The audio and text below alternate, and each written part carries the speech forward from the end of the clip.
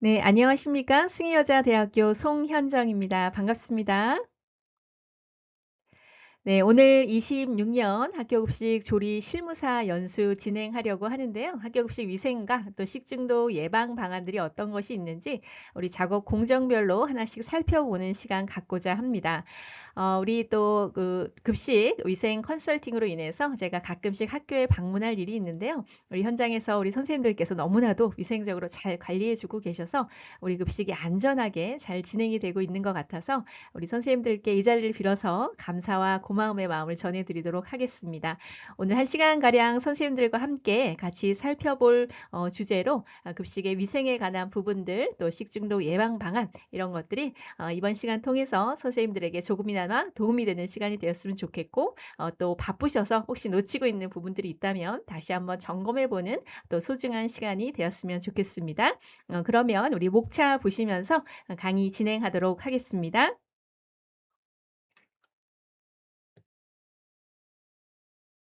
네, 목차 같이 살펴보도록 하겠습니다. 먼저 식중독의 정의와 최근 식중독 발생 현황, 그리고 우리 보건안전진흥원에서 진행되고 있는 식중독 예방 진단 컨설팅에 관한 소개 잠깐 해드리고요. 이어서 학교급식 위생관리 방안, 우리 개인위생부터 검수, 보관, 조리공정, 조리장 시설과 환경관리, 그리고 기타 여러 영역에 관한 부분들 같이 전반적으로 살펴보는 시간 갖고요. 주로 사례 위주로 말씀드리도록 하겠습니다.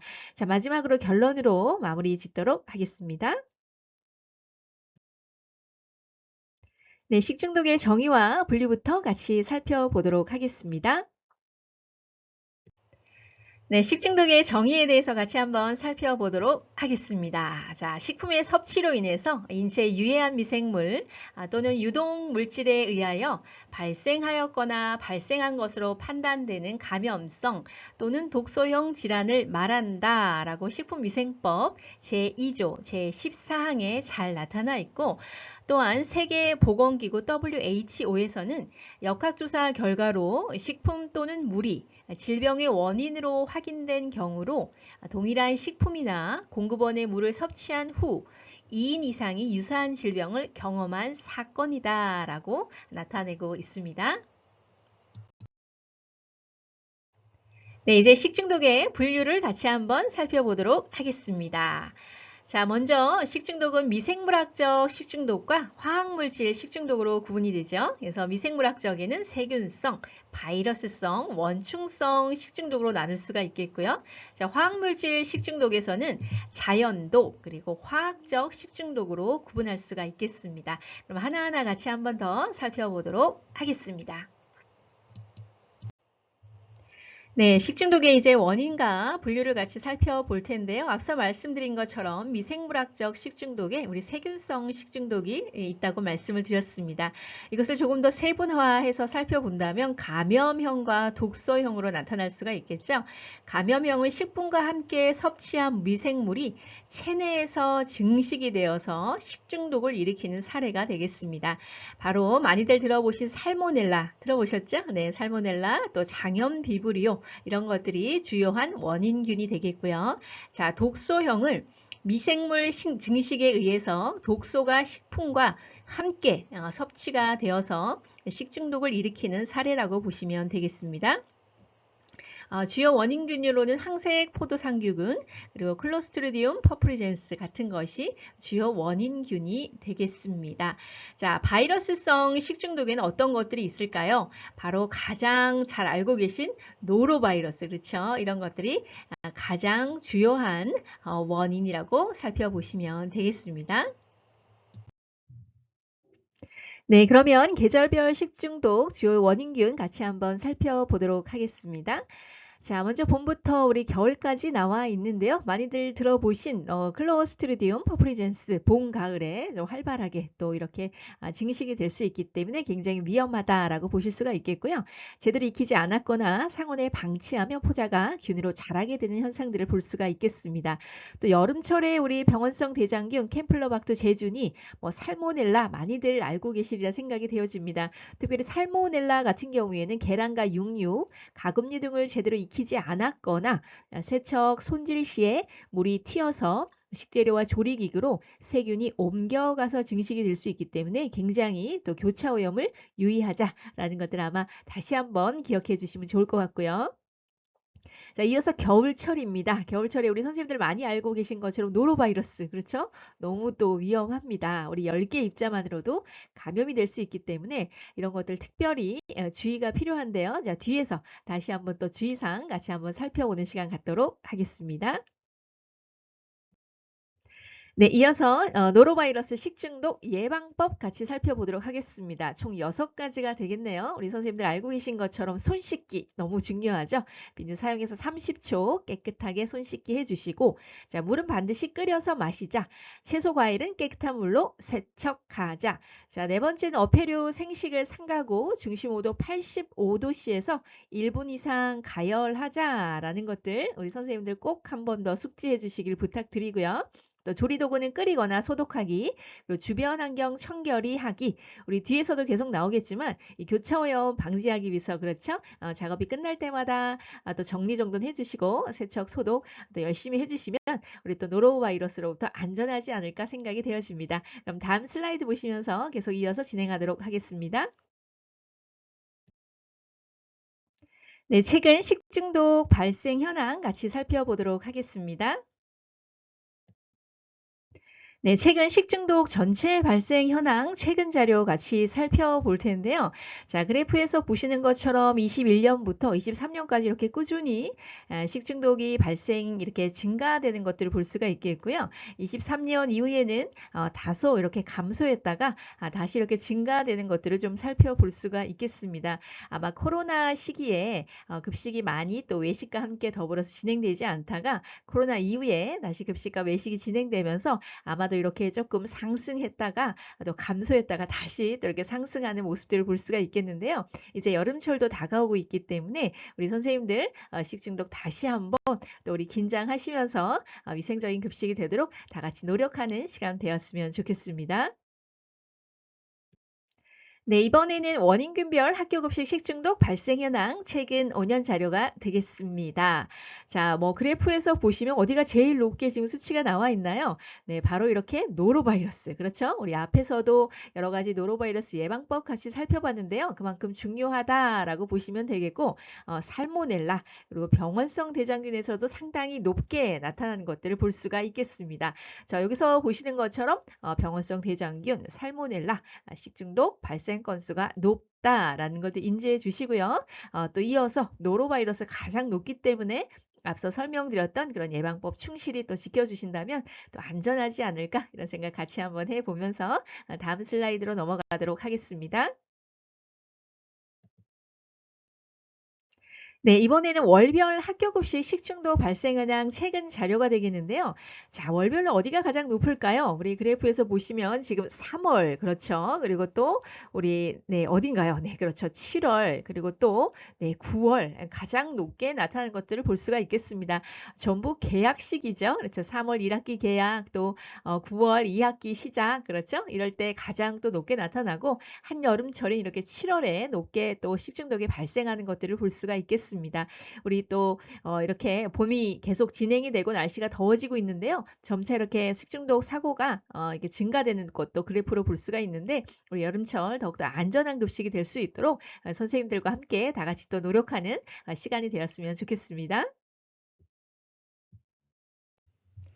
네, 유치원 및 학교 급식 식중독 예방 진단 컨설팅에 대해서 간략하게 소개해 드리도록 하겠습니다.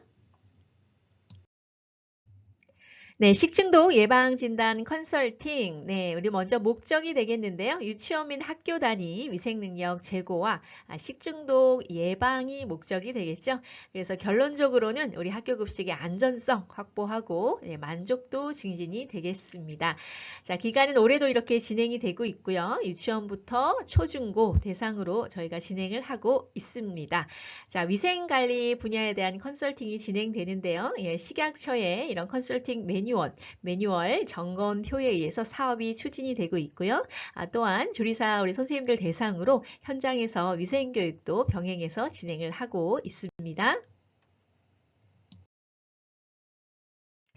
네, 학교급식 식중독 예방진단 컨설팅 위생관리 영역이 되겠습니다. 저희가 식약처 컨설팅 점검표에서 컨설팅을 진행하고 있는데요.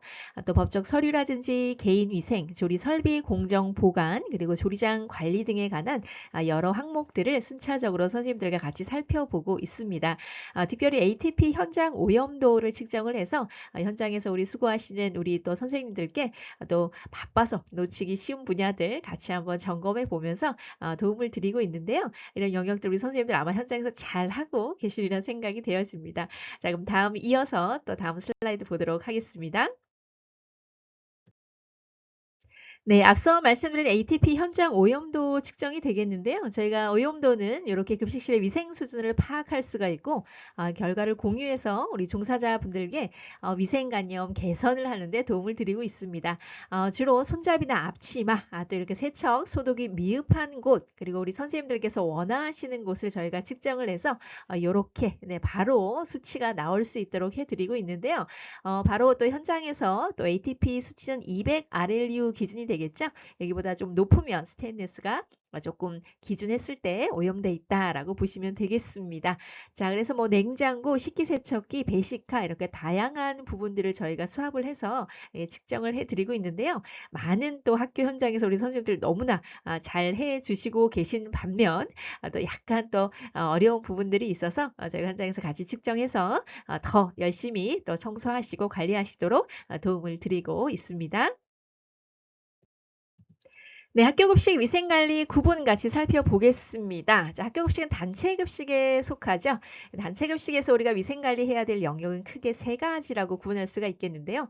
바로 사람에 해당하는 개인위생, 그리고 식재료 관리, 그리고 기물기구에 관한 영역이 되겠습니다. 물론 세부적으로 여러 가지 사항이 더 있겠죠. 식재료 관련해서는 우리 조리공정별로 전처리, 조리실 뭐 이렇게 다 공정별로 해야 될, 주의해야 될 위생관리 또 영역들이 있겠고요. 이어서 전반적인 또 환경위생이 있겠습니다. 그렇지만 크게는 세 가지 영역으로 보시고 여기서 이제 파생되어서 더 많은 부분들을 우리가 관리를 해야 되겠는데 이런 세 가지 축을 이해하시면서 단체급식을 좀 접하신다면 관리하시는 데 조금 더 도움이 되리라 생각되어집니다. 네, 이어서 학교급식 위생관리 방안, 법적 서류와 개인위생에 관한 부분들 같이 살펴보겠습니다. 네, 법적 서류에 관한 부분들 같이 한번 살펴보겠습니다. 저희가 현장을 방문했을 때 우리 선생님들 서류 너무너무 잘 구비하고 계신데요.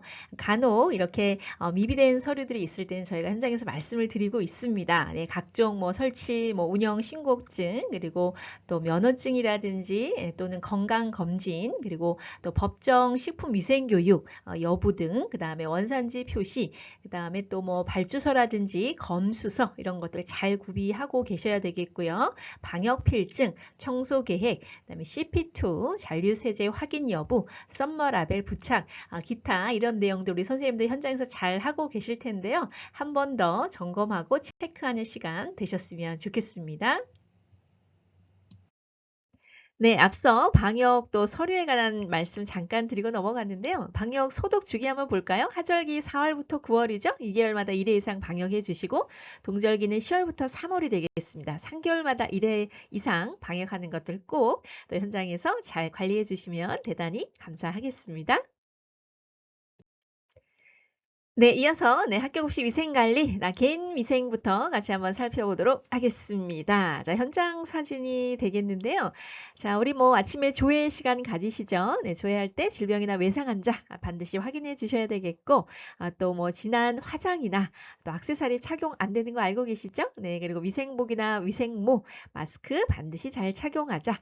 그리고 손세척, 그리고 손세척을 할 수 있는 시설, 온수가 잘 나오는지, 물비누, 페이퍼 타월 비치되어 있는지 잘 확인해 주시고요. 기본적인 내용들인데 가끔씩 바쁘시다 보면 놓칠 수가 있기 때문에 한 번 더 점검해 주시고 관리해 주시면 더욱 좋을 것 같습니다. 또 이어서 올바른 위생복장 착용법인데요. 저희가 이렇게 교차오염 방지하기 위해서 전처리용, 조리용, 배식용, 청소용으로 이렇게 위생복장을 구분해서 사용하고 계시죠. 네, 현장에서 잘 하시리라 생각이 되어집니다. 자, 뭐 이렇게 구분하는 거는 학교나 유치원에 따라 우리가 색깔이 달리 하실 수가 있겠습니다. 다만 작업하실 때는 전처리할 때는 전처리로 정해진 고무장갑과 앞치마 이렇게 위생복장을 착용해 주시면 되겠고요. 또한 이렇게 외부인 방문객이 또 방문하셨을 때는 이렇게 방문객 복장이 나와 있죠. 그래서 마스크라든지 위생모, 위생복, 위생화 이런 것들을 착용하실 수 있도록 안내를 해 주시면 되겠습니다. 네, 개인위생에 관한 포인트가 되겠습니다. 아마 현장에서 이렇게 매니큐어, 반지, 팔찌 이런 거 장신구 안 하시고 계실 텐데요. 가끔씩 배식하는 우리 배식 도우미 분들께서 이렇게 또 반지나 팔찌 착용하시는 경우가 간혹 있더라고요. 현장에 가보면. 그래서 그런 부분들도 우리 선생님들 놓치지 마시고 서로 이렇게 또 관리해 주시고 위생적으로 급식이 이루어질 수 있도록 한 번 더 체크해 주시면 더욱 좋을 것 같습니다. 네, 개인위생 영역 계속 진행을 하고 있습니다. 자, 우수한 현장 사례가 되겠는데요. 복장의 용도별 구분사항이 아주 잘 되어 있는 현장이 되겠습니다. 전처리에 분홍색을 착용하셨죠? 조리에는 아이보리색으로 이렇게 고무장갑까지 맞추셨고요. 세정하실 때 이렇게 붉은색으로 잘 착용을 해 주셨습니다. 우리 현장에서 아마 잘 하고 계시리라 생각이 되어집니다. 네, 개인위생, 우리 손 씻기에 관한 부분들 같이 한번 살펴볼 텐데요. 우리 선생님들 보시는 이 화면에서 이 손에서 가장 안 씻기는 부분이 어느 부분일까요? 예, 그렇죠. 바로 엄지손가락 이렇게 붉은색으로 되어 있는데, 그리고 손가락 끝, 손가락 사이, 손바닥, 손금 부위가 잘 씻겨지지 않는다고 하죠. 그렇죠? 우리 실제로 한번 손 씻어볼까요? 네, 그렇죠. 자, 그래서 첫 번째부터 우리 8단계까지 이렇게 손 씻기가 나와 있는데요. 이런 부분들 주의하시면서 또 개인위생 철저히 관리하시면 더욱 좋을 것 같습니다. 네, 우리 학교급식 네, 보건증 같이 한번 살펴보도록 하겠습니다. 자, 식품 취급 및 조리 작업자는 6월마다 1회 이상 건강진단을 실시하고 2년간 보관한다. 우리 선생님들 잘 알고 계시죠? 그래서 유효기간 6개월, 만료일 전후 30일 이내에 검사를 실시하자라고 되어 있습니다. 네, 우리 식품 등 취급 종사자 건강진단 시기가 되겠는데요. 앞서 말씀드렸던 것처럼 유효기간 만료일 전후 30일 이럴 때가 바로 건강진단 검사 기간이다라는 것들 기억해 주시고요. 우리 같이 유치원 학교급식소인 경우에는 6개월에 1회라는 것들 우리 선생님들 다시 한번 네, 숙지해 주시고 또 안전하게 우리 급식이 잘 진행될 수 있도록 함께 노력하면 더욱 좋을 것 같습니다. 네, 이어서 검수 및 보관에 관한 영역 같이 살펴보겠습니다. 네, 검수 같이 살펴보겠는데요. 먼저 검수 인원은 2명 이상 복수되면 검수를 진행해 주시면 되겠고요. 또 개인위생 이렇게 복장 잘 갖춰주시고 검수대는 바닥에서 몇 cm, 그렇죠. 60cm 이상 높이에서 이렇게 검수대 표면 살균해 주시고 진행해 주시면 되겠고요. 우리 조리실에서 가장 조도가 높은 바로 540 록스를 또 유지를 해 주셔야 되겠습니다. 만약에 조명이 조금 부족하다 할 경우에는 보조등을 또 설치하셔서 이렇게 밝은 가운데서 검수할 수 있도록 환경을 조성해 주시면 더욱 좋겠고요. 이어서 여러 가지 준비물 같이 준비하시고 또 안전하고 또 위생적인 급식 위해서 검수사항 잘 준비해 주시면 더욱 좋을 것 같습니다. 네, 식재료 검수에 관한 부분들 같이 살펴볼 텐데요. 납품된 식재료를 우리 검수할 때 순서가 있겠습니다. 자, 부패 가능성이 높은 식품부터 검수를 진행해 주셔야 되겠는데요. 바로 냉장식품, 그리고 냉동식품, 신선 채소, 그리고 과일, 상온 저장 식품으로 진행을 해 주시면 좋겠습니다. 자, 그리고 오염도가 낮은 식품부터 검수를 진행해 주셔야 되겠는데요. 오염도가 낮은 식품 이후에 오염도가 높은 식품 순으로 이렇게 검수를 순서에 맞춰서 진행해 주시면 더욱 위생적인 또 검수가 진행되겠습니다.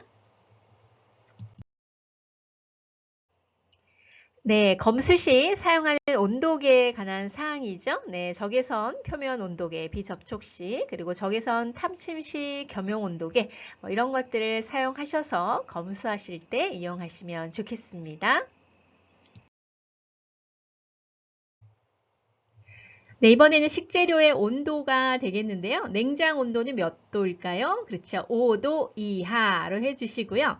자, 생선이나 육류 같은 거 5도 이하, 그리고 냉동식품이나 이런 것들은 얼은 상태로 마이너스 18도 이하를 유지해 주시고 녹은 흔적이 없어야 한다는 거 모두들 알고 계시리라 생각이 되어집니다. 전처리 채소는 10도 이하 해서 이렇게 신선도 확인해 주시고 위생적으로 식재료가 잘 입고가 되었는지 온도 확인을 해 주시면 좋겠습니다.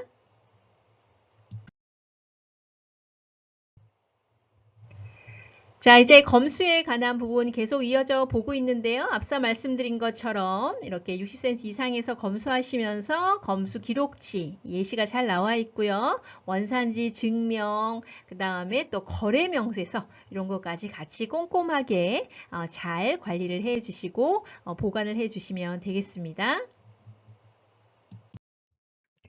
네, 다음은 무표시 원료 및 식품에 대해서 같이 한번 살펴보겠습니다. 정의 보면 식품 또는 식품 첨가물의 제조업, 가공업으로 허가받은 시설에서 제조한 제품이지만 표시사항이 없는 원료 및 식품을 명령한다라고 되어 있습니다. 자, 이렇게 소비기한 라벨이 손상되었다든지 또는 식품의 표시사항이 이렇게 없다든지 소분하였는데 식재료의 표시사항이 없다. 이럴 경우에는 조금 곤란하겠죠? 이게 위에서 보시는 이런 사진처럼 이렇게 표시가 되어 있지 않으면 곤란하다라는 사항들 다시 한번 숙지해 주시고 현장에 이런 것들 없는지 철저하게 다시 한번 관리 부탁드리겠습니다. 네, 이어서 계속 식품 소분에 관한 또 내용이 되겠는데요. 이렇게 식품을 소분하거나 다른 용기에 보관할 때는 이렇게 라벨을 부착해 주셔야 되겠습니다. 그렇죠? 저희가 이렇게 14kg짜리 박스 같은 고추장, 된장 이런 것들 현장에서 많이 사용하시는데요. 거기는 라벨을 이렇게 떼어서 이렇게 부착을 해 주시고 반드시 또 이렇게 잘 표기가 되어 있는지 확인해 주시고 뚜껑 잘 덮어서 보관을 해 주시면 더욱 좋을 것 같습니다. 네, 보관 공정 살펴보도록 하겠는데요. 이렇게 컨설팅 전후에 이렇게 소모품과 또 식재료 분리되어 있는 것들을 볼 수가 있겠죠. 자, 무엇보다 여기서 가장 중요한 거는 바로 식품과 비식품의 구분이 되겠습니다. 자, 이렇게 장화 이런 소모품들 막 같이 혼재되어 있었던 경우가 되겠는데요. 또는 락스나 세제 이런 것들이 식품 창고에 같이 보관되어 있는 사례들이 간혹 있어서 이런 것들 반드시 주의가 필요하겠고요. 또 밀봉 보관 그리고 바닷가 이경 여부 반드시 체크해 주셔야 되겠습니다. 네, 창고 사진이 되겠죠? 이렇게 창고에는 햇빛이 들어오면 안 되죠. 그렇죠? 네, 또 식품이 변질될 수 있기 때문에 반드시 차광막을 구비해서 식품 변질 방지해 주셔야 되겠고 바닷가 벽으로부터 몇 cm, 네, 15cm 이상 이격을 둬서 관리하자라는 내용들 한 번 더 확인해 주시면 더욱 좋을 것 같습니다. 네, 보관에 관한 부분으로 냉장고 같이 한번 살펴보도록 하겠습니다. 냉장고의 성해가 굉장히 많이 발생을 했고요. 또한 이게 고무바킹에 지금 곰팡이 같이 이렇게 또 생성된 것들이 있고 전체적으로 냉장고 관리가 굉장히 미흡했다. 그래서 이런 것들 우리 선생님들 현장은 아마 잘하고 계시리라 생각이 되어지는데요. 그래도 한 번 더 확인해 주시고 고무바킹 이런 것들 또 세척, 소독 또 너무 오래됐다, 노후됐다 하실 경우에는 교체하셔서 위생적으로 관리를 해주시면 좋겠습니다. 자, 냉장고 상단에는 아시는 것처럼 전처리된 식재료와 가공식품 하단에는 전처리 전 식재료 이렇게 사용해 주시면 되는 거 알고 계시죠? 그래서 이렇게 잘 맞춰서 사용을 해 주시고요. 또 소비기한 라벨 파손이라든지 반품 및 부적합한 식품 식별 표시 구분 보관 이런 것들을 반드시 숙지하셔서 냉장고 내에서도 위생적인 관리가 이루어지도록 또 함께 노력하면 대단히 좋을 것 같습니다.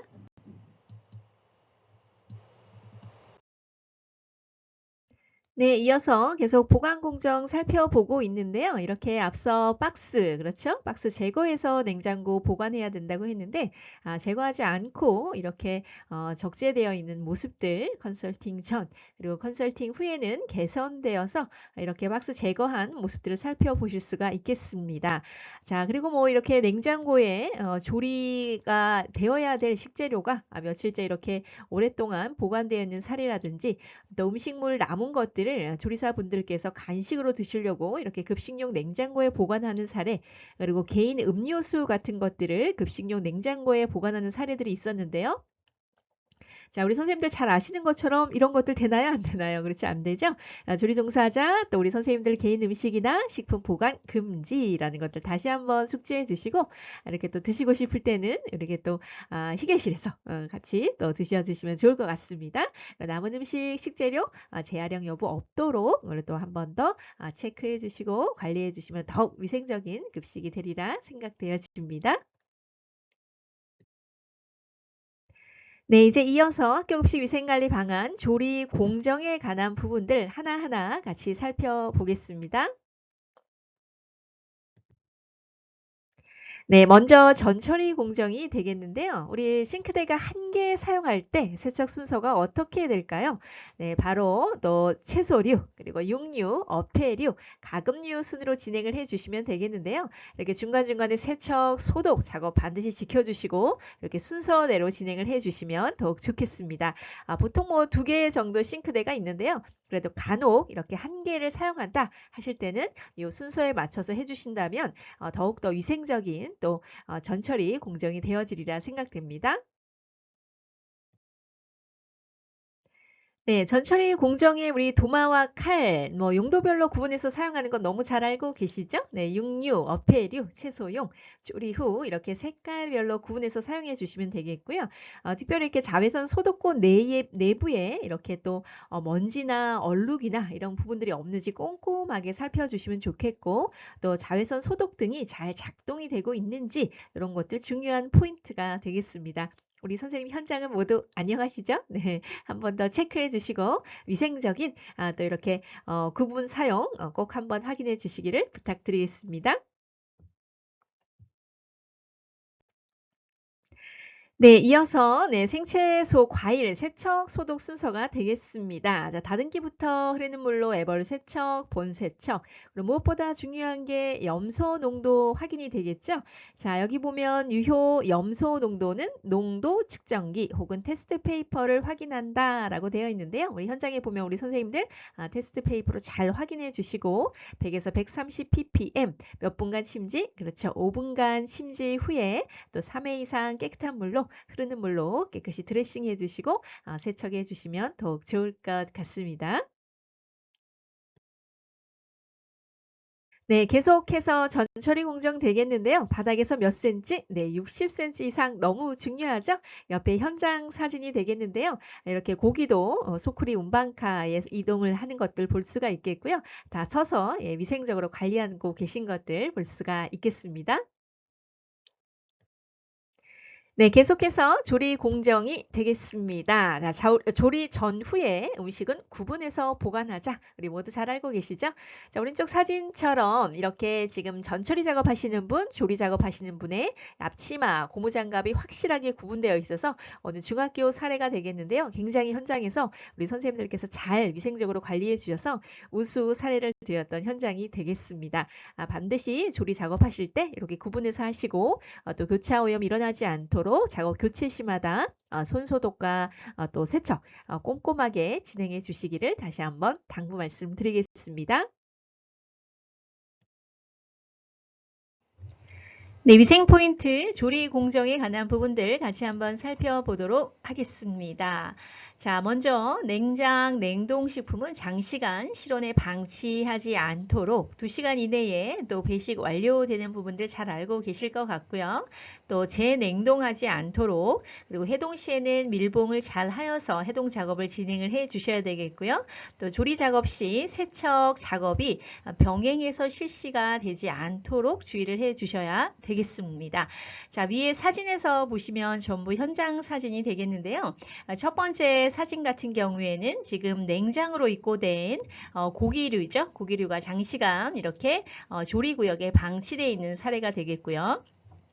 두 번째 사진 같은 경우에는 지금 돈가스 뭐 이렇게 냉동 식품을 조리를 해야 되는데 1배치 정도 한 번에 조리할 양만 우리 전처리에 설치된 냉장고에서 꺼내와서 작업을 진행해 주셔야 되는데 전량 모두 꺼내셔서 이렇게 조리장에 방치한 사례가 되겠습니다. 자, 세 번째는 전처리 구역과 조리 구역 그리고 세정 구역이 구획 구분이 되지 않은 현장이 되겠는데요.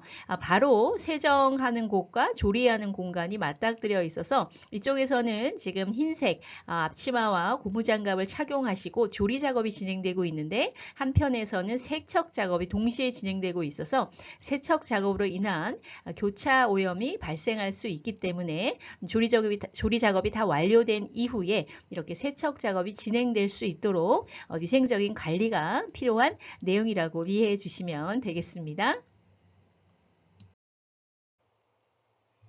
네, 계속 같이 한번 살펴볼 텐데요. 조리 공정에서 중요한 포인트 어떤 것들이 있을까요? 네, 바로 이렇게 온도, 중심 온도 하는 거 너무 중요하죠. 그래서 75도에서 1분 이상, 폐류는 85도에서 1분 이상 덥게 사용하시고 조리 완료된 것들은 반드시 덥게 사용해 주셔야 되겠죠. 네, 오른쪽의 사진처럼 전부 현장 사진이 되겠는데요. 자, 비가열 조리식품 이런 것들은 아까 말씀드린 대로 앞서 슬라이드에서 말씀드렸던 것처럼 소독, 세척 철저히 진행해 주시면 좋겠습니다. 자, 그 다음에 식히는 과정과 보관 온도, 시간 관리 이런 것들 청결하게 관리를 해 주셔야 되겠죠. 식히는 과정도 청결하게 해 주시고 그 다음에 2차 오염 막기 위해서 반드시 덥게 사용하는 것들 그리고 작업대 위에는 선반이나 신문지, 박스 등을 올려놓고 사용하지 않는다라는 것들을 알고 계시죠? 그래서 위생적으로 관리해 주시면 대단히 좋겠습니다.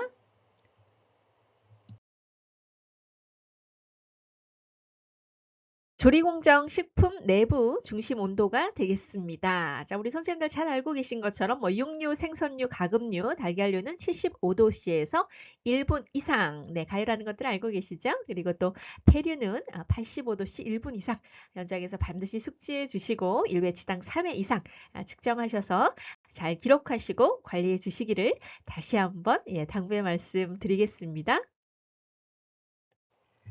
네, 이번에도 중심 온도 측정에 관한 부분이 되겠습니다. 전 같은 것들 우리 좀 측정하기 어렵죠? 이럴 때는 3개 정도 포개어서 측정을 이와 같이 해주시면 되겠고요. 자, 튀김류는 가운데 1개, 양 사이드로 2개 이렇게 측정을 해주셔서 1배치당 3군데 이상 측정해 주시면 좋겠고요. 자, 오븐 요리 같은 경우에도 상, 중, 하 이렇게 하나씩 측정을 해주시면 대단히 감사하겠습니다. 자, 그리고 식품에 어떤 중심 온도를 측정하기 어려운 것들이 있습니다. 멸치볶음이라든지 데친 나물류 이런 것들은 표면 온도계 우리 선생님들 알고 계시죠? 이런 표면 온도계 사용해 주셔서 온도를 측정해 주시면 보다 또 용이하게 쉽게 그리고 또 안전하게 사용을 하실 수가 있겠습니다. 네, 이제는 학교급식 위생관리 방안 배식에 관한 영역 같이 살펴보겠습니다. 네, 우리 또 급식 하기 전에, 그렇죠? 배식하기 전에 반드시 또 짚고 넘어가야 할 부분이 바로 보존식이 되겠습니다. 자, 우리 뭐 이렇게 보니까 현장에서 월화수목금 이렇게 잘 구분해서 우리 선생님들 잘 보관하고 계신데요. 이렇게 보존식 용기 그리고 1인 분량 또 이렇게 보관 기록지까지 잘 구비를 해 주시면 되겠는데요. 우리 뒤에 슬라이드에서 좀 더 꼼꼼히 살펴보도록 하겠습니다.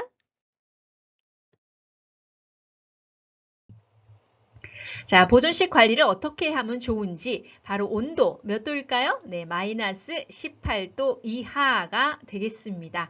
자, 하루 2회 정도 그 이상씩 보관 냉동고의 온도를 확인해 주시면 되겠고요. 자, 우리 전용 보관 냉동고가 없다. 그렇다면 전용 냉동칸에 식재료와 구분해서 보관을 해주시면 되겠고 정기적인 이렇게 주기적인 성해 제거를 해주셔야 되겠습니다. 자, 날짜는 144시간 즉 6일 이상 보관이 된다는 거 공휴일 포함해서 이렇게 된다는 것들 이해해 주시면 되겠고요. 자, 보존식 할 때 중요한 것들 뭘까요? 네, 보존식에는 이런 소독된 용기 사용해 주시고요. 자, 1인 분량인데 바로 150g 이상이 바람직하겠습니다. 좋습니다. 자, 어떤 현장 가보면 정말 아깝다고 조금씩만 넣는 경우들이 있는데 그렇게 하시면 안 되는 거 알고 계시죠? 1인 분량 150g 이상씩 꽉꽉 담아서 이렇게 보존식 용기에 보관을 해주시면 되겠고요. 보존식 기록지와 함께 잘 작성하셔가지고 냉동 보관 진행해 주시면 좋겠습니다. 자, 보존식 담기 용기가 나와 있는데요. 이렇게 꼼꼼하게 작성을 해주시고 이렇게 150g 이상씩 잘 담아주시면 되겠고요. 보존식 기록지가 이렇게 나와 있습니다. 이것도 잘 기록하셔가지고 잘 보관해 주시고 저희가 식중독 사고가 없으면 너무나 감사한데 혹여나 또 이런 일이 생긴다면 저희가 보존식으로 이렇게 또 역학조사가 들어가기 때문에 보존식은 정말 중요한 부분이죠. 그래서 우리 현장에서 꼼꼼하게 청결하게 위생적으로 잘 관리하고 보관해 주시기를 또 당부를 드리겠습니다. 네, 이번에는 보존식 위치에 관한 부분이 되겠는데요. 자, 이거 현장 사례가 되겠는데요. 우리 학생 식당 외부에 이렇게 또 보존식 냉장고가 보관되어 있는 경우가 있었습니다. 이런 경우는 사실 흔하지 않은 경우인데 거의 없다고 봐야죠. 근데 이 현장에서는 이렇게 보관을 하고 계셔서 굉장히 위험한 사례라고 보실 수가 있겠습니다. 외부인들과 또 우리 학생들이 왕래가 많은 곳에 이렇게 보관하고 있어서 또 굉장히 조금 위험한 소지가 있다라고 보시면 되겠고요. 우리가 만약에 식중독이 발생을 한다면 이것들을 통해서 저희가 역학조사가 들어가기 때문에 굉장히 중요한 부분이잖아요. 그래서 이런 부분들은 반드시 우리 선생님들께서 좀 더 꼼꼼하게 안전한 장소에서 위생적으로 보관할 수 있도록 다시 한번 주의와 또 관리를 부탁드리겠습니다. 네, 배식에서 또 온도에 관한 우리 부분들 너무 중요하죠. 차가운 음식은 5도 이하, 그리고 더운 음식은 57도 이상에서 보관해 주시면 되겠고요. 이렇게 보관용 냉장고나 온전고의 온도들 확인해 주시면 되겠습니다. 자, 5도와 57도 사이를 우리가 뭐라고 부를까요? 바로 TDG, Temperature Danger Zone이다. 이렇게 표현을 하는데요. 이렇게 상온에서 보관하게 되면 어떤가요? 그렇죠. 또 세균의 증식이 또 원활할 수 있기 때문에 반드시 차가운 음식은 차게, 더운 음식은 덥게 따뜻하게 이렇게 보관해 주실 것을 다시 한번 당부의 말씀드리겠습니다.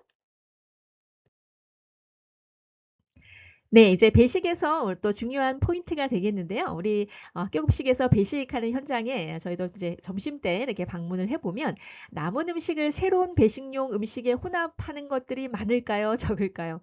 예, 이런 사례들 생각보다 많습니다. 왜냐하면 조금 아깝다, 남았다 뭐 이런 생각들을 하셔서 배식하고 있던 용기에 남은 음식을 새로운 또 음식에 이렇게 부으셔서 같이 섞는 사례들이 간혹 있으십니다. 그래서 이런 것들 안 된다는 거 다시 한번 확인을 부탁드리겠고요.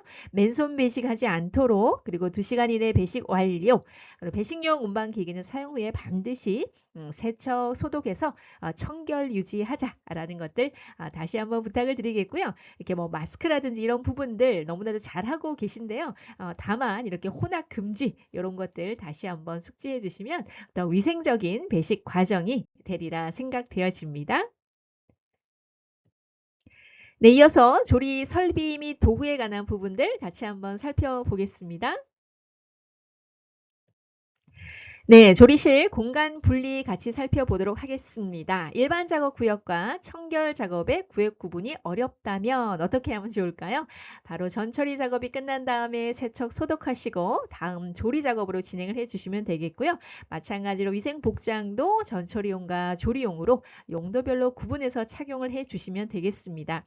지금 많은 학교들이 의해서 이렇게 구획 구분이 잘 되어 있는데요. 간혹 이렇게 아직도 노후된 학교에서는 이렇게 공간 구분이 잘 되어 있지 않은 경우들이 있습니다. 이럴 때는 반드시 전처리 작업 끝난 후에 정리정돈하시고 세척, 소독이 반드시 진행될 수 있도록 해주시면 좋을 것 같고요.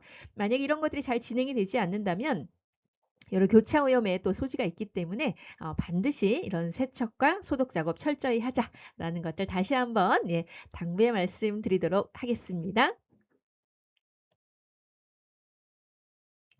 네, 계속해서 조리 설비 및 도구에 관한 영역이 되겠는데요.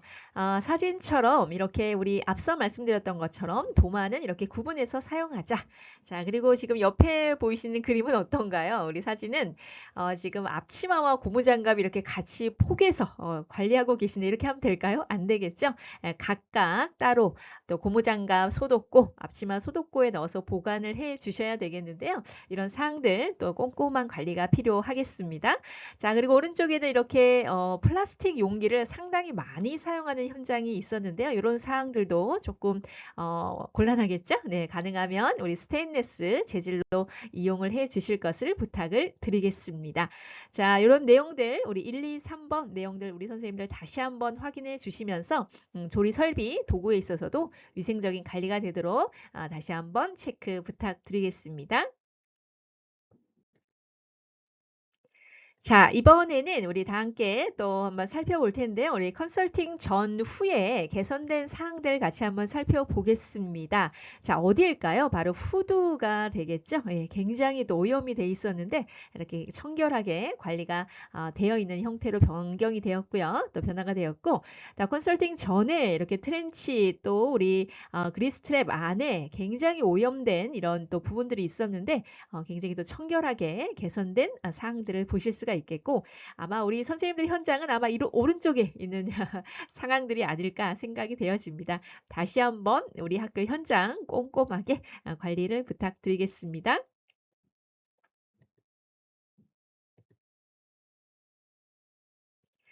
네, 이어서 이번에는 수세미의 세척 소독 절차가 되겠습니다. 자, 우리 수세미 하나로 다 사용하면 될까요? 안 되겠죠?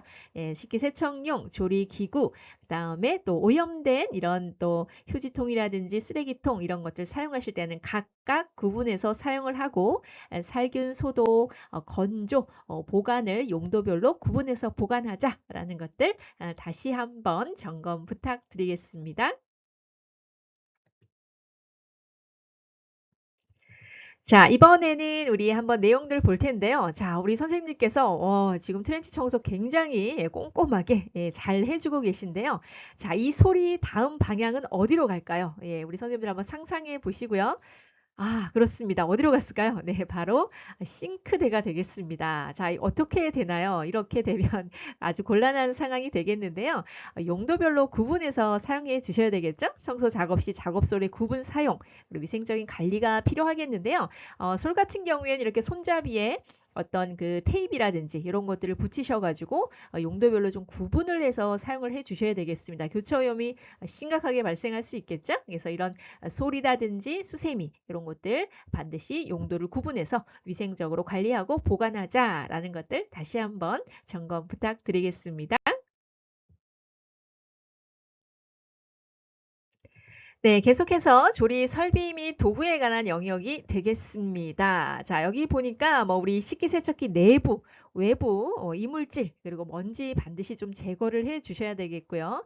예, 보일러실 아닌데 두 군데 다 굉장히 또 폐유, 또 여러 가지 쓰레기 그리고 뭐 락스, 그다음에 뭐 이렇게 청소 도구 혼재되어 있는 것들 볼 수 있는데 정리 정돈이 필요하겠습니다. 자, 오른쪽 같이 청소 도구함 따로 별도로 구비하셔서 위생적으로 보관해 주실 것을 또 한번 체크 부탁드리겠습니다. 이번에는 조리장 시설에 관한 부분들 마지막으로 같이 살펴보겠습니다.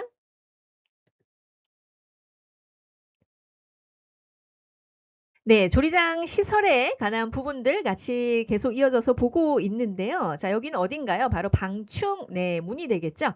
자, 방충문은 파손된 부분이 있으면 안 되겠죠. 예, 즉시 AS 해 주셔야 되겠고요.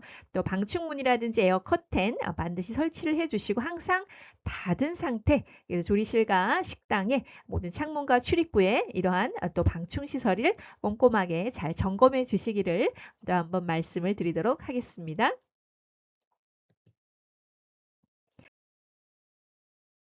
자, 이번에도 조리장 시설이 되겠는데요. 자, 여기는 어딜까요? 네, 바로 그릴이 되겠습니다. 자, 뭐 굉장히 오랫동안 사용하지 않아서 이렇게 녹이 굉장히 많이 난 현장이 되겠는데요.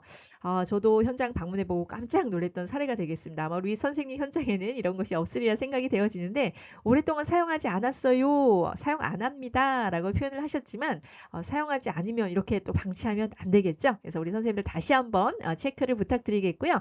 조리실 바닥이나 벽, 천정, 문, 창문, 배수구, 환기시설, 조명시설 등 체크를 해주시고 또 파손이라든지 녹이 났다든지 또는 페인트가 박리되었는지 이런 시설적인 면들도 다시 한번 또 깨끗하게 위생적으로 관리될 수 있도록 하면 더욱 좋을 것 같습니다.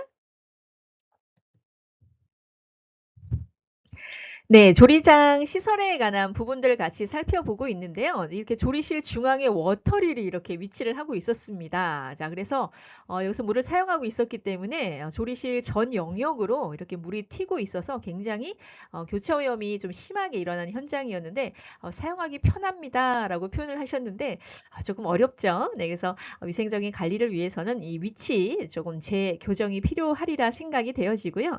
자, 오른쪽에 있는 사진 같은 것도 우리 전부 현장 사진이 되겠는데요. 바로 누수로 인해서 이렇게 물이 천정에서 새고 있었는데 이런 경우에 어떤 일이 일어날 수 있을까요? 그렇죠. 전기가 가장 위험하겠죠. 그래서 이런 현장이 혹시나 계시다면 빠르게 또 개선하셔서 현장에 또 안전사고 없이 잘 관리될 수 있도록 다시 한번 또 체크를 부탁드리겠습니다.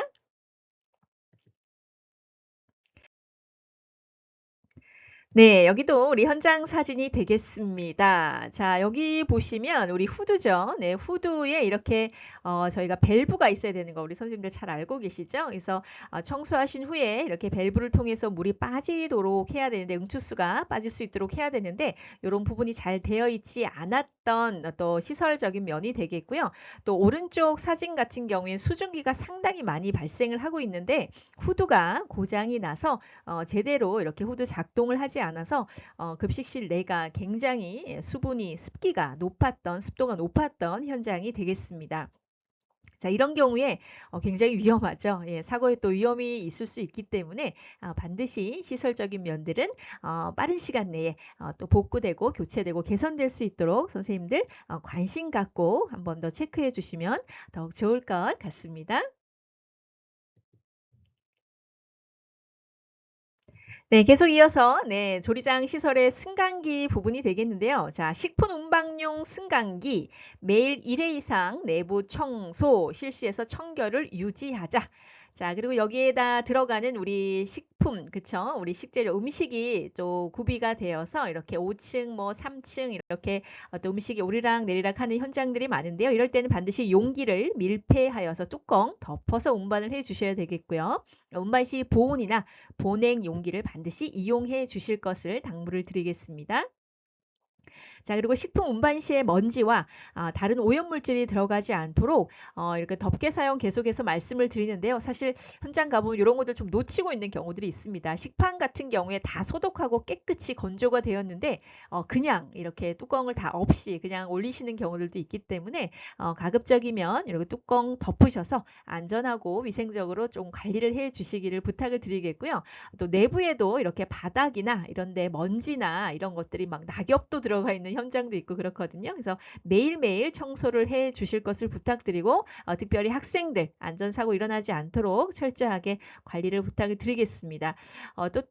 특별히 또 엘리베이터를 이용해서 더메이터 말고 또 엘리베이터를 이용해서 우리가 또 음식을 또 이렇게 운반하는 경우들이 있는데요. 이럴 경우에는 또 이게 시간대별로 급식 시간 이렇게 바쁜 시간 또 음식이 이렇게 운송되는 그런 시간에는 학생들이 또 또는 일반 선생님들이 엘리베이터를 사용하지 않도록 이렇게 시간대별로 좀 관리를 해 주시기를 또 부탁을 드리겠습니다. 자, 오른쪽에 있는 것은 우리 더메이터 엘리베이터에 있는 인터폰이 되겠는데요. 여기도 우리 앞서 말씀드렸던 ATP 오염도를 측정했을 때 상당히 높게 나왔습니다. 그래서 만약에 우리 엘리베이터나 더메이터를 사용하고 계신 우리 선생님들이 계시다면 여기 인터폰에 이렇게 조금 오염도가 괜찮으신지 한번 확인해 주시고 또 깨끗하게 소독과 이런 또 세척 작업 또 안전하게 관리를 해 주시기를 부탁드리겠습니다.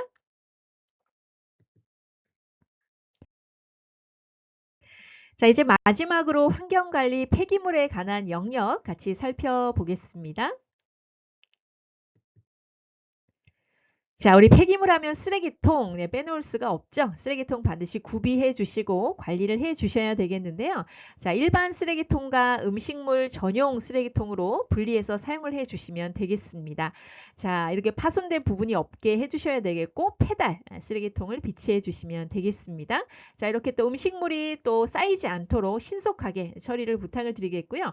맨 아랫부분은 우리가 이렇게 세척하는 내용들이 나와 있는데 쓰레기 비우기 그리고 또 이렇게 내부 안에 또 세척해 주시고 잘 건조해 주시고 이렇게 살균 소독하는 내용들 다시 한번 꼼꼼하게 점검을 부탁드리겠습니다.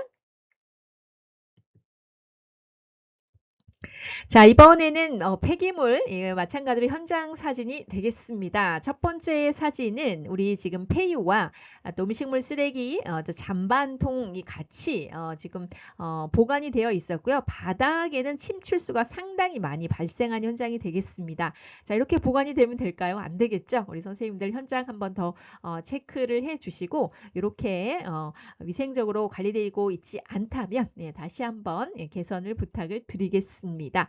자, 그리고 일반 유와 폐유 구분해서 보관해 주시고 반드시 식별 보관해 주시면 되겠습니다. 폐유 보관함 또는 보관 장소 관계자의 출입 금지 해주시고 시건 장치 또 해주시면 더욱 좋을 것 같고요. 또 이런 잔반통 같은 경우에는 특정 구역을 정하셔서 시건 장치도 해놓으시면 더욱 좋고요. 반드시 뚜껑 해주시고 또 반출 시기 그래서 음식물이 너무 오랫동안 이렇게 또 보관되지 않도록 바로바로 수거될 수 있도록 관리를 부탁을 드리겠습니다. 자, 오른쪽에는 지금 고등학교 사진 현장 사진이 되겠는데요. 음식물 쓰레기와 또 이렇게 잔반통 그리고 폐유가 너무나 깨끗하게 잘 정리정돈이 돼 있고 주위 환경도 쾌적하게 관리하고 계셔서 우수 현장을 드렸던 사진 같이 안내해 드렸습니다.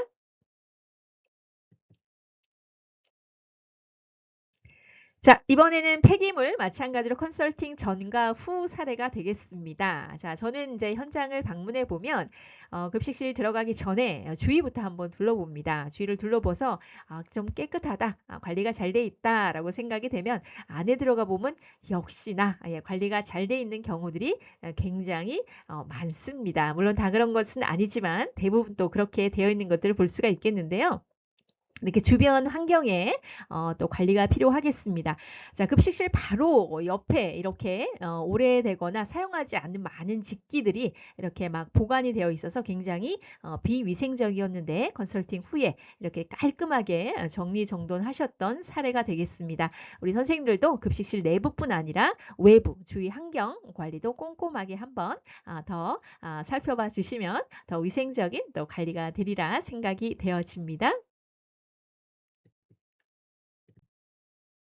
자, 이번에는 우리 환경위생, 바닷가 벽 천정, 그리고 또 시설, 그리고 파손된 것들, 그리고 환기팬, 환기시설, 전용 음식물 쓰레기, 앞에서 말씀드렸던 모든 내용이 다 나와 있죠? 다시 한번 숙지하시면서 정기적인 청소, 그리고 세척, 소독, 그리고 이 시설적인 면이 되겠는데요. 이렇게 파손돼 있을 경우에는 이동하시거나, 그렇죠? 엘카 또는 국차, 이런 것들을 운반하실 때 안전사고가 일어날 수 있기 때문에 반드시 보수 관리가 필요하리라 보여지고요.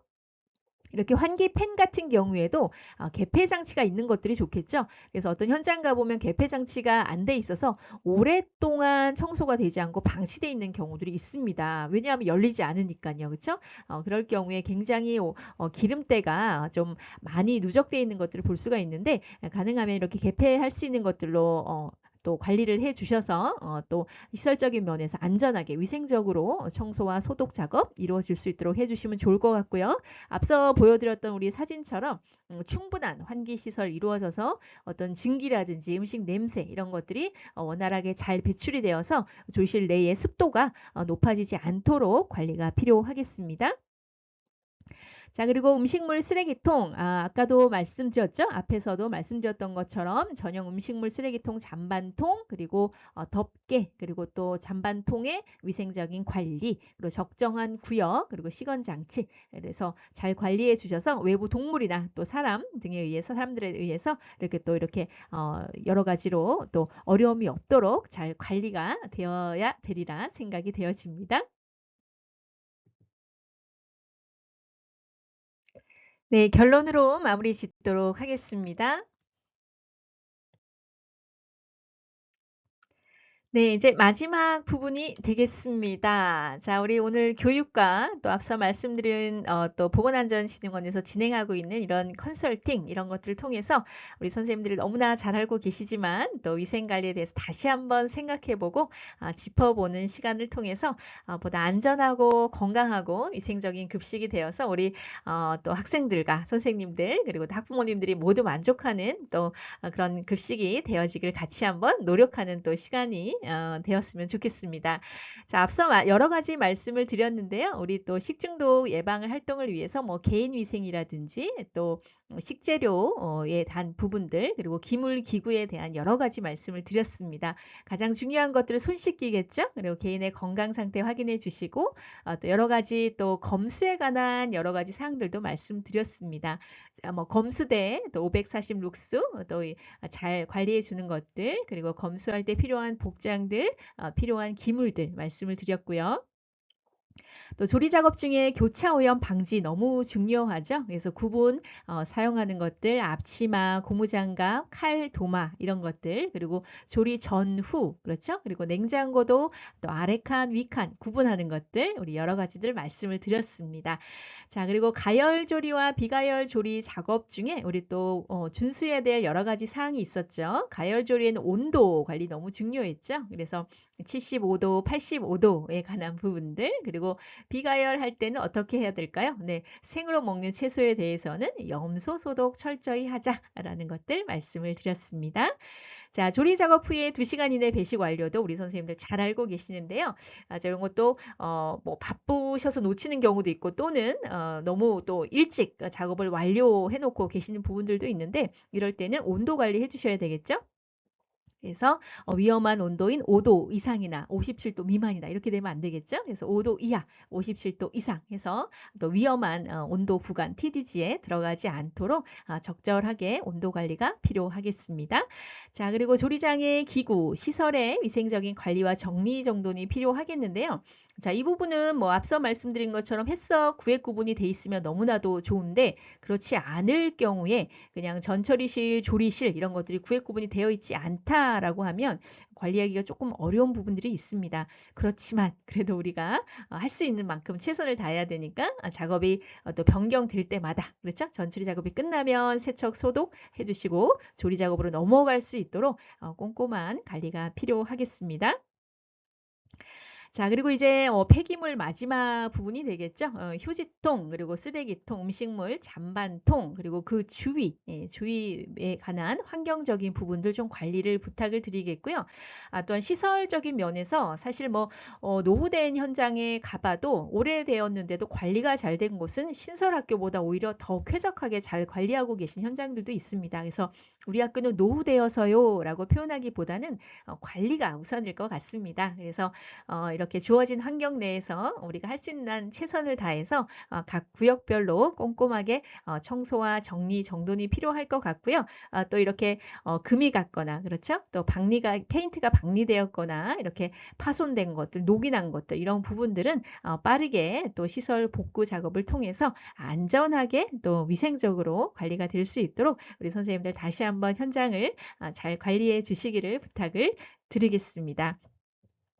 자, 오늘 장시간 이렇게 또 우리 학교급식 식중독 예방을 위해서 또 보건안전진흥원에서 진행된 컨설팅 사례, 우리 현장 중심으로 여러 가지 사진과 공정별, 조리 공정별 여러 가지 영역들을 통해서 말씀을 드렸습니다.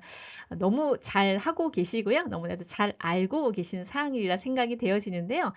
우리가 또 여러 가지로 바쁘잖아요. 예, 작업하시다 보면 바빠서 놓치는 부분들이 있기 때문에 이런 부분들 다시 한번 생각하는 알아가는, 그렇죠? 짚어보는 시간이 되었으면 좋겠고요. 점차 날씨가 많이 더워지고 있는데요. 우리 선생님들 건강에 유의하시면서 또 건강하고 안전하고 맛있는 위생적인 급식 될 수 있도록 현장에서 다시 한번 노력해 주실 것을 당부의 말씀드리고 저희도 뒤에서 힘껏 선생님들 응원하고 함께 돕도록 하겠습니다. 오늘 장시간 또 이렇게 강의에 경청해 주셔서 너무 감사드리고요. 더 건강한 또 한 학기 보내시기를 또 이렇게 소망하면서 여기서 모든 강의 마무리하도록 하겠습니다. 오늘 대단히 수고 많으셨습니다. 감사합니다.